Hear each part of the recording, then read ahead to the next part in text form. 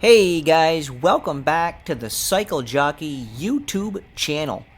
Today is episode number 2 of a new series I'm starting here on my page and channel called Ride with Cycle Jockey, where I take you out on the road with me and show you some clips from my rides and tell you a little bit about what I did on this ride for training, what my thought processes were, and maybe share some tips and tactics that I use in my training that can help you guys out also. Now, how I wanted to start out the video was just tell you guys a little bit about what I did for this training ride. Now, in order to do that, I have to explain to you what yesterday's training ride was, because the way I train, what you did the day before has a big impact on what you're going to do the following day in your training. Now, yesterday, I actually did an indoor training ride. I did basically 3 hours of indoor training, and I did a very up-tempo, high-end tempo, steady-state ride, and my average heart rate for the ride was 157 beats a minute, which for me is right in that, upper-end tempo range where I'm really working hard, but can also maintain the effort, for that, couple of 2-3 hour time frame.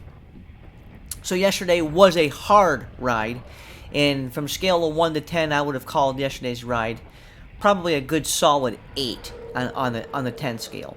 So as you can see here today, I'm out on the open road. Now this ride here was for, let's see, it's September 23rd. 2021. I was able to have enough time to get out for an outdoor ride this afternoon.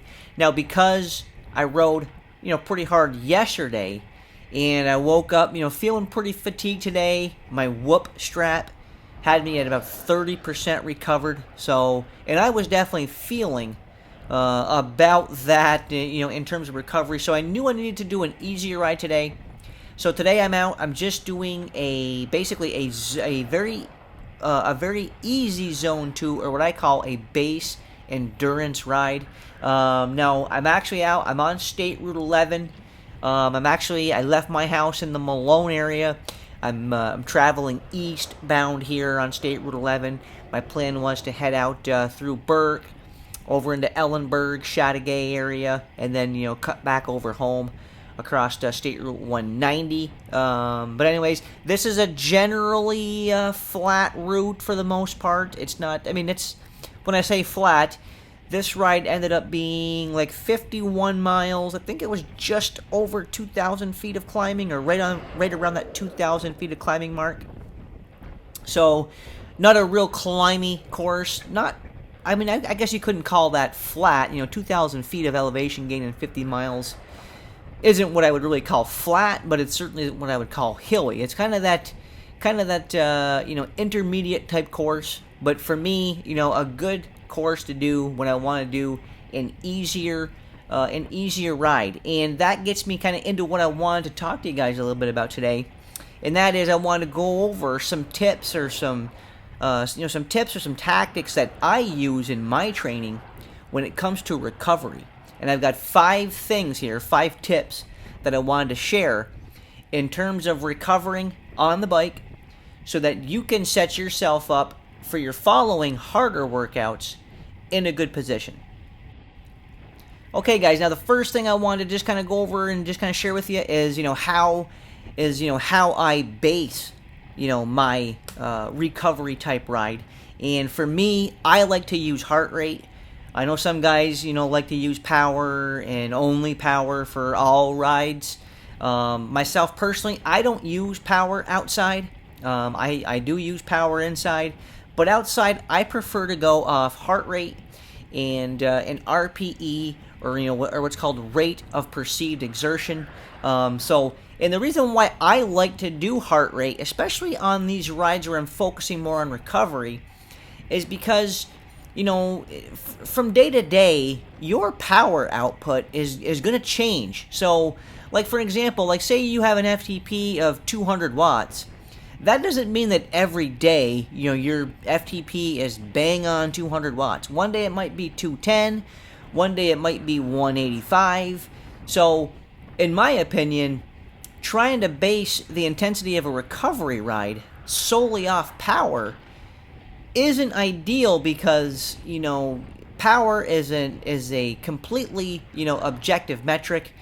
The power meter has no idea how you're feeling that day, how well recovered you are, how you slept the night before, how good your nutrition was in the last 24 to 48 hours. So I think, heart rate is just a little bit better metric because your body always knows how it's feeling. And I just like to use heart rate because I just feel that I get the most out of my recovery rides by listening to my heart rate, as opposed to just, listening objectively to what a power meter is saying. So I like to train off heart rate.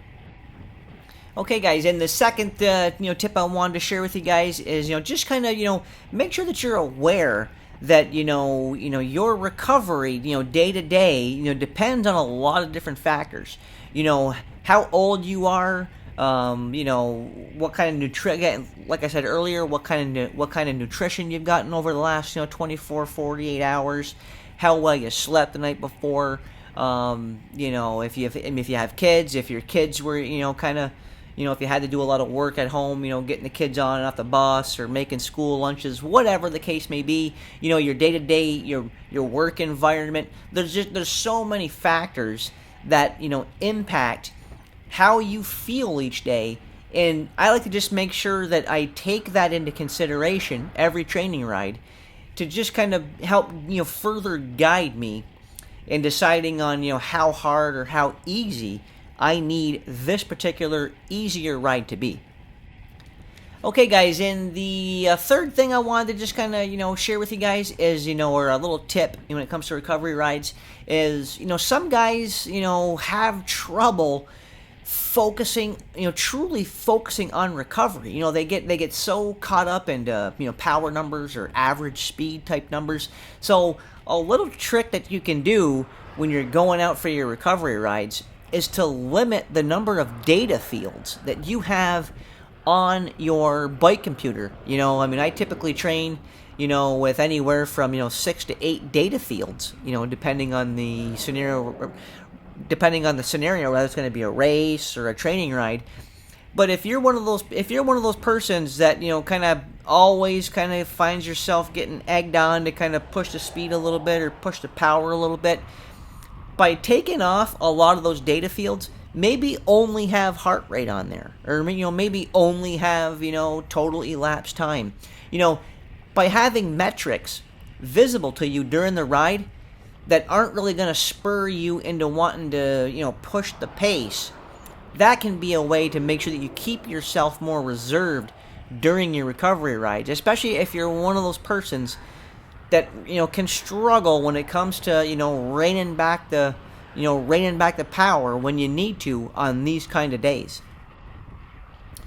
Okay, guys, and the fourth little tip or tactic that you can use when it comes to recovery rides is, and again, if you're one of those persons that that just finds yourself kind of always wanting to push the envelope, when it comes to your recovery rides, maybe it would be a good idea for you to train solo, because if you're training solo, you're obviously going to be a lot more, less apt to, follow that faster wheel in front of you, or, if you're on a group ride, try to chase somebody down or, pull the group for a few miles at the front. So just, those kind of things where I've always found that in that group dynamic, sometimes it can be a little bit harder to control the pace of the ride.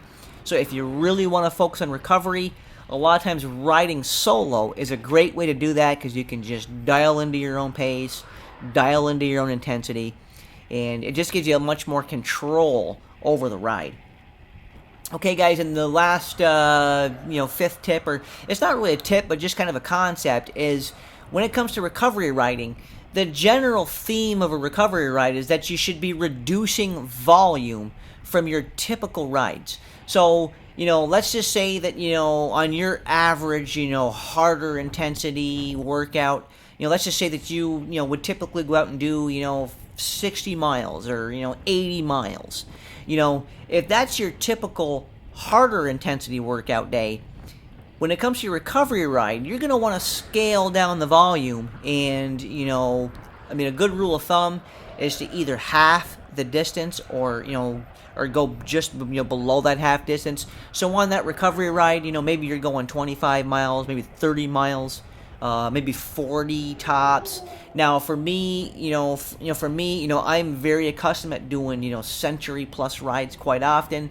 So for me, today's 50-mile ride was pretty much right in tune with what I typically like to do on one of these very base endurance level rides. For me, 50 miles at just a base intensity effort is a really good recovery ride.